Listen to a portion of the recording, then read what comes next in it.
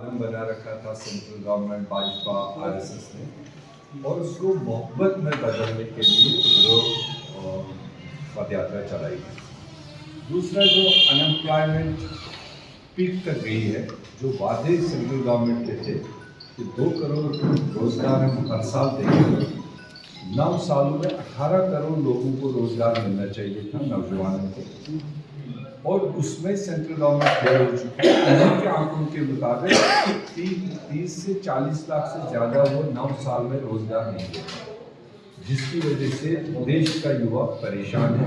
वो एक दूसरी मैसेज। तीसरी चीज़, महंगाई, आसमान छूने वाली महंगाई। जो गैस सिलेंडर यूपीए 2014 में 420 रुपये का गरीब को दे रही है, वो गैस सिलेंडर आज 1200 रुपये में मिलता है। जो पेट्रोल डीजल हम 65 और 70 रुपये का दे रहे थे, वो आज 100 रुपये पार हुआ है, जिसकी वजह से जिंदगी के तमाम शोबों में महंगाई बढ़ गई। खाने पीने की चीज़ों में, बिल्डिंग मटीरियल की चीज़ों में, अदर जो जरूरियात की उसमें महंगाई चल रही है, जिससे हिंदुस्तान का गरीब का कमर ये मैसेज थी, और उसको लोगों ने बड़ा सराहा। राहुल गांधी जी की क़यादत में जो भारत जोड़ो यात्रा चला, करोड़ों लोगों ने, किसी भी जात पात से हो, किसी भी सियासत से हो, किसी भी एज ग्रुप से हो, उन्होंने उसमें समर्थन देकर, साथ देकर उस यात्रा को एक खुशगवार माहौल में बना दिया।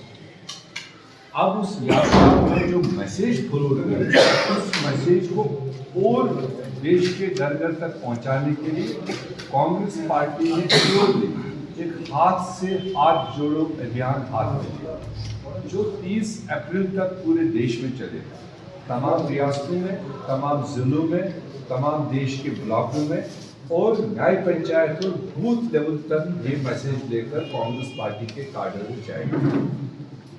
उसका शुरुआत 26 जनवरी का हुआ, और उसमें कांग्रेस पार्टी ने एक स्टेट के सीनियर लीडर दूसरे स्टेट में इस अभियान को बूस्ट करने के लिए जो रिक्रूट किए हैं, उसके तहत मैं जम्मू कश्मीर से फार्मर पीसीसी प्रेसिडेंट रहा हूँ, मिनिस्टर रहा हूँ, और कांग्रेस का समर्थक रहा हूँ। और मेरी ड्यूटी यहाँ पर लगी वेस्ट बंगाल में अलग अलग एरियाज़ में ये साथियों से, ग्राउंड लेवल के लीडर्स से इंटरेक्ट करके इस प्रोग्राम को और बूस्ट करने। उस सिलसिले में आज मेरा 4था दिन है, और मैं पहले लेग में यहाँ पर 12 तारीख तक रहूँगा।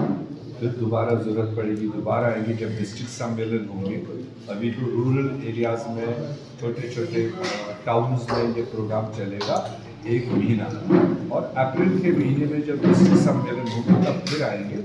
और मुझे पूरा भरोसा है कि बंगाल के लोग जिस तकलीफ में हैं, चाहे वो सेंट्रल गवर्नमेंट हो, चाहे स्टेट गवर्नमेंट, यहाँ दोनों नाक़िस हुकूमतें चला रहे। जो गरीबों के लिए स्कीमें हैं, जो गरीबों की मदद के लिए स्कीमें हैं, यहाँ ग्राउंड लेवल पर इम्प्लीमेंट नहीं हो रहे। यहाँ तो पुलिस के लोग पर लोगों को चलाया जा रहा है। जो सरकार के खिलाफ आवाज़ उठाए उसको कहीं ना कहीं किसी न किसी केस में फंसाने की कोशिश की जा रही है, और गुंडागर्दी चलाई जा रही है।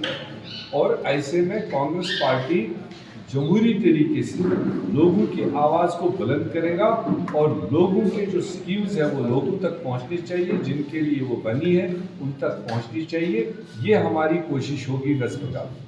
नॉर्थ बंगाल, पूर्व बंगाल में देखा गया कि लोकसभा के टाइम बहुत सारे बीजेपी के एमपी हुए, तो इस साल भी पंचायत है, उसके बाद लोकसभा है, तो कांग्रेस कैसे इसमें डील कर पाए? कांग्रेस तो ऐसे ही डील करेगी। हमारी जो प्रोग्राम है वो प्रो पीपल है। हमारा काम है ये जन जन तक पहुंचाना।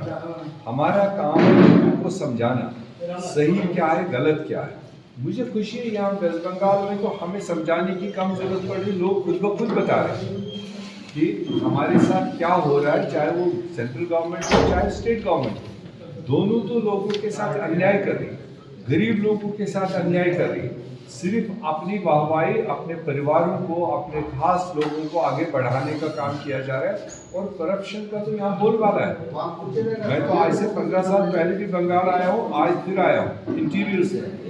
मैंने कई चीजें तब भी ऐसी ही देखी, आज भी ऐसी ही देखी, कोई बदलाव तो नहीं देखा। तो इसलिए अब वो जनता भी समझ रही है, लोग भी समझ रहे हैं। जब वो वक्त आएगा सही नुमाइंदों को ये चुनेंगे जो इनकी खुद की नुमाइंदगी करे, वो अब जनता का काम है। हमारा काम है लोगों को अवेयर करना, लोगों को साथ देना, लोगों को सपोर्ट करना, उनकी दबी हुई आवाज़ को खड़ा करना। उसके लिए कांग्रेस पार्टी जगह जगह प्लेटफॉर्म दे रही है, आओ अपनी बात रखो, आपके साथ कोई जाति हो कांग्रेस पार्टी आपके साथ। पिज्जा के वो लोग एमएलए को अरेस्ट करने के बाद माइनॉरिटी है वो लोग उसके साथ ममता बनर्जी का टीएमसी का क्लैश, इससे कांग्रेस का कुछ फायदा मिलेगा? टीएमसी का क्या चल रहा है? नौशाद सिद्दीकी अरेस्ट होने के बाद टीएमसी के साथ माइनॉरिटीज का एक क्लैश चल रहा है, इसको लेके कांग्रेस को कोई फायदा मिलेगा? पर्टिकुलरली माइनॉरिटी मेजॉरिटी की बात तो नहीं रखूंगा। मैं जहाँ तक समझता हूँ कि कई बार हमारे आम वोटर, उसमें माइनॉरिटी के भी लोग हैं, मेजॉरिटी के भी लोग हैं, गलत बहकावे में आते हैं। और वो चीज़ अब इनको खुद समझ आया कि शायद अपने पिछले चुनाव में जो हमने अंडर करंट एक फैसला लिया, शायद वो गलत था, वो सही जगह नहीं थी जहाँ इन्होंने वोट दिया। तो ऐसे में जो आने वाला वक्त होगा, कांग्रेस हिंदू का भी, मुसलमान का भी, सिख का भी, ईसाई का भी, बौद्ध का भी, अमीर का भी, गरीब का भी, और गरीबों के लिए तो कांग्रेस ने हमेशा काम किया है 70 साल से। आज देश आसमानों में बातें कर रहा है, ये कोई जुमा 8 दिन में नहीं हुआ। आज आपका एजुकेशनल इंफ्रास्ट्रक्चर, आज आपका हेल्थ इंफ्रास्ट्रक्चर, आज आपका रोड इंफ्रास्ट्रक्चर, जो भी देश की जरूरियात है, ये तो कांग्रेस ने ले डाउन की। और दूसरे लोग तो खाली आकर बाजा बजा रहे हैं। इसलिए लोग समझ रहे हैं कि कांग्रेस ने देश को आज़ादी दिलाई, आज़ादी के बाद में देश को तरक्की के राह पर लाया। आज मोदी सरकार तो देश को बेच रहा है। आज दुनिया में पूरा चर्चा हो रहा है, चाहे आपका रेल हो, चाहे आपका पोर्ट्स हो, एयरपोर्ट्स हो, जो भी इंफ्रास्ट्रक्चर है वो आज सस्ते दाम पर अडानी को बेच रहा है, देश को बेच रहा है। बैंक्स की बात आप देख रहे हो, लाखों करोड़ रुपए वहां से निकाल करके अडानी को बेनिफिट दे रहा है। उसी तरह से वेस्ट बंगाल में भी एक फैमिली कुछ लिमिटेड लोगों के लिए काम कर रही है, आम जनता के लिए काम नहीं कर रही। ये मैं सर्टिफिकेट के साथ कह सकता हूँ आपको।